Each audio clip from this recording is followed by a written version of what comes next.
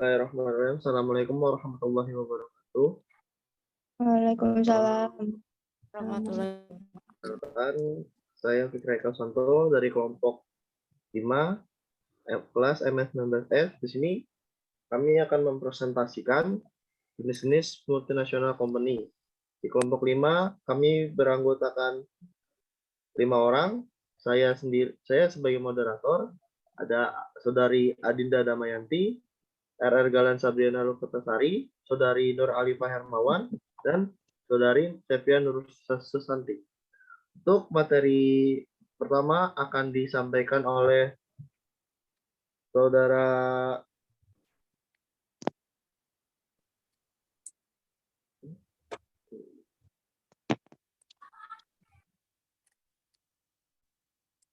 RR Galan Sabriana Luketasari. Kepada Saudari RR Galan Sabriana Luketasari, saya persilakan. Terima kasih moderator.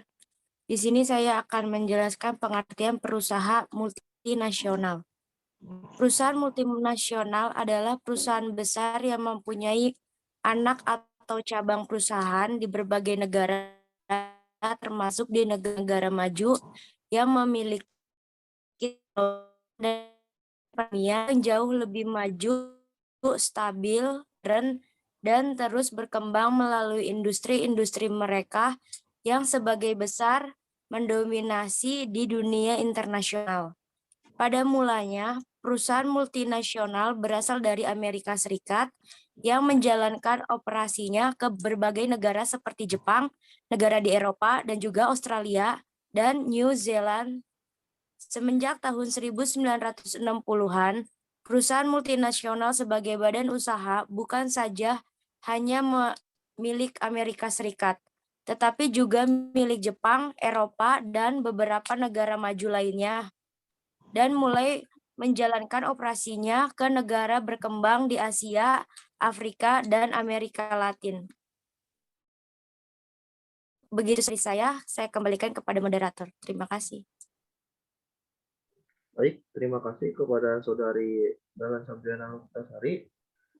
Selanjutnya, materi selanjutnya akan disampaikan oleh Saudari Nur Alifah Hermawan. Kepada Saudari Nur Alifah Hermawan, saya persilakan. Baik, terima kasih para moderator. Di sini saya akan menjelaskan jenis-jenis multinational company. Jenis-jenis multinational company ada 4. Yang pertama yaitu multinational internationally owned enterprise. Lalu yang kedua ada multinational atau financial controlled enterprise. Lalu yang ketiga ada multinational producing enterprise.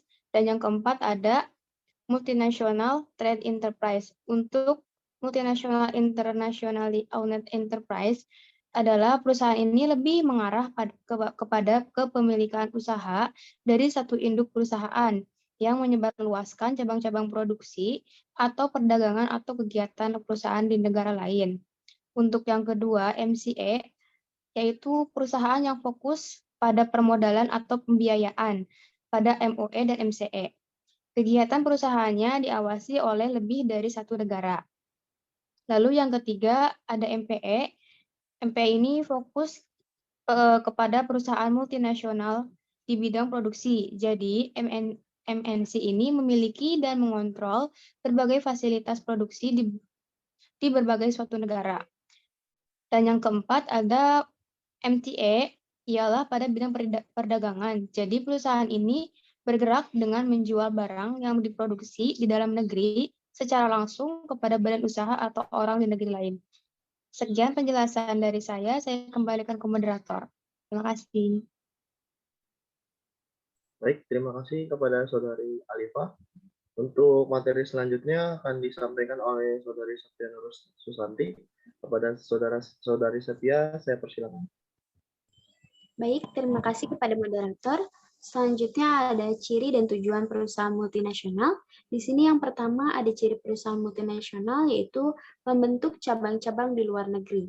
Yang kedua ada lingkup kegiatan income generating, perolehan atau pendapatan perusahaan melampaui batas-batas negara.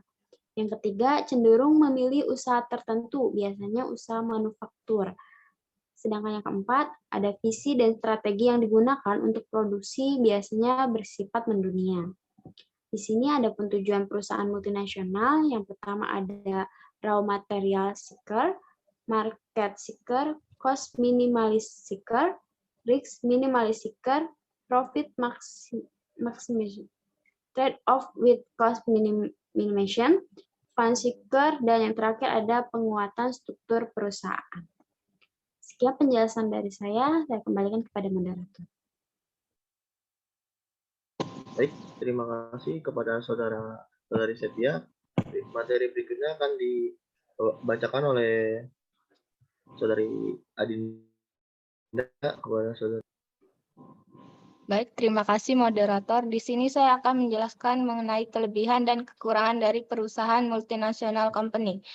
Kelebihan multinasional company yaitu pertama, keuntungan adanya mata uang asing dengan adanya investasi dalam sektor ekspor. Yang kedua, mengurangi kegiatan persyaratan valuta asing untuk aktivitas impor di dalam sektor industri. Yang ketiga, fokus memodernisasi di setiap sektor atau lini. Yang keempat, mendukung pembangunan di dalam negeri. Kekurangan perusahaan multinasional company. Yang pertama, bisa memastikan perusahaan lokal. Yang kedua, berdampak kepada budaya dan sosial. Yang ketiga, menyebabkan kerusakan lingkungan. Dan yang terakhir, kualitas kesehatan dan keselamatan pekerja yang rendah. Mungkin itu saja saya sampaikan. Saya kembalikan ke moderator. Baik, terima kasih kepada saudari Adinda. Untuk materi berikutnya, bisa dilanjutkan enggak? Oke, baik, untuk review jurnal kali ini, penulisnya adalah Yuanti Hadi Utami dan Nirwan Surya Pradana yang berjudul Faktor-faktor antas dan perubahan organisasi pada perusahaan multinasional. Volume 6, nomor 7, Juli 2021.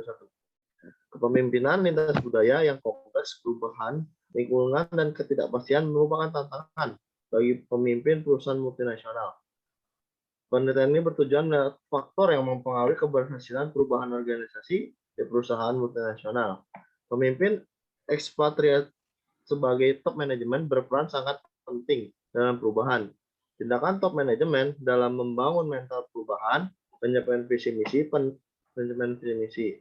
Penelitian ini menggunakan metode kajian pustaka dengan analisis deskriptif dan dapat ditingkatkan dalam penelitian empiris untuk menguji temuan. Hasil penelitian ini menunjukkan faktor-faktor yang memberikan kontribusi keberhasilan manajemen yang melakukan perusahaan berulang untuk mengkomunikasikan perubahan, namun dalam taktik manajemen multinasional masih ditemukan dalam proses pengambilan keputusan penting. Pembicaraan terbatas di kalangan ekspatriat, tidak melibatkan banyak pihak, dan tertutup. Penelitian ini memperkuat bahwa keberhasilan host country diukur dari seberapa besar manajemen Jepang digunakan sebagai budaya organisasi.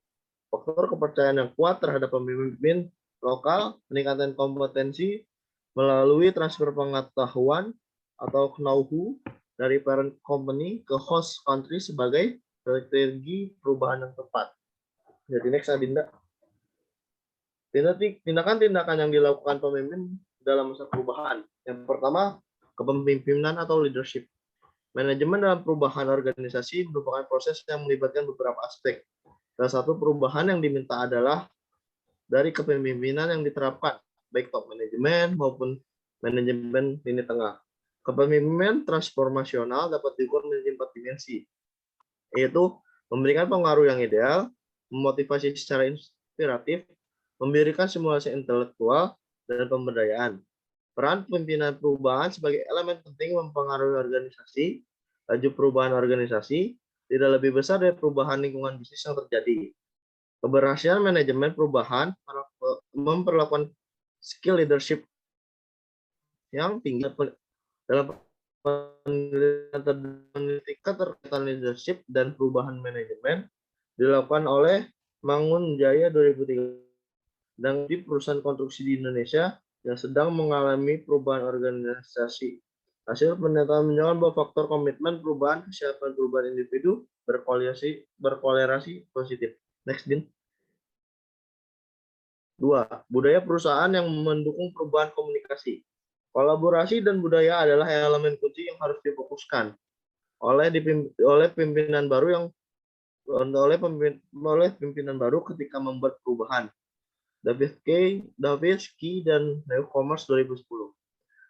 Budaya organisasi itu penting karena norma-norma membantu karyawan merasakan sesuatu kenyamanan selama perubahan. Dari Lowman et al. 2007. Pola komunikasi organisasi dapat dipahami dalam konteks budaya, keberhasilan suatu perubahan, dimediasi oleh efektivitas komunikasi yang dilakukan oleh pemimpin kepada seluruh komponen organisasi. Yang ketiga, manajemen pengetahuan dalam perubahan perusahaan multinasional merupakan pemain utama dalam ekonomi global. Kemampuan dalam menciptakan dan mentransfer pengetahuan merupakan salah satu keunggulan bersaing utama.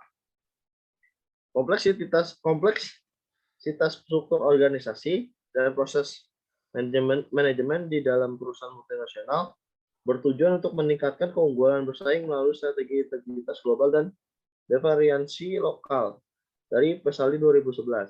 Jaringan yang memfasilitasi proses pengetahuan antar perusahaan induk dan host country agar mampu diciptakan pengetahuan yang baru yang bersifat takcit yang sulit untuk ditiru. Next. Kesimpulan dari review jurnal kali ini adalah tindakan top manajemen dalam membangun mental perubahan, penyampaian visi misi secara jelas, upaya keterbukaan komunikasi dengan manajemen lokal dapat mendukung keberhasilan sebuah perubahan. Dari penelitian ini dapat disimpulkan fakta yang memberikan kontribusi keberhasilan perubahan adalah komunikasi dalam unit organisasi. Keterlibatan dari semua komponen termasuk peran top manajemen yang melakukan pesan berulang untuk mengkomunikasikan sebuah perubahan. Budaya tidak ada yang salah, namun menyelesaikan budaya terhadap visi misi dan strategi bisnis harus dapat dilakukan oleh semua pemimpin. Keselarasan dapat tercipta melalui peningkatan kapabilitas dari semua komponen organisasi. Budaya organisasi itu penting karena norma-norma membantu karyawan merasakan suatu kenyamanan selama perubahan. Perusahaan multinasional, kesuksesan mengelola keragaman adalah tugas penting dari pemimpin. Budaya kolektif berhubungan positif dengan kepemimpinan atau human. Kepemimpinan manusia yang memiliki perhatian sensitivitas, unsur persahabatan, dan dukungan bagi orang lain. Terima kasih. Itu saja yang bisa kelompok kami sampaikan. Kurang lebihnya mohon maaf. Wabillahi taufiq wal hidayah. Assalamualaikum warahmatullahi wabarakatuh. Waalaikumsalam warahmatullahi wabarakatuh.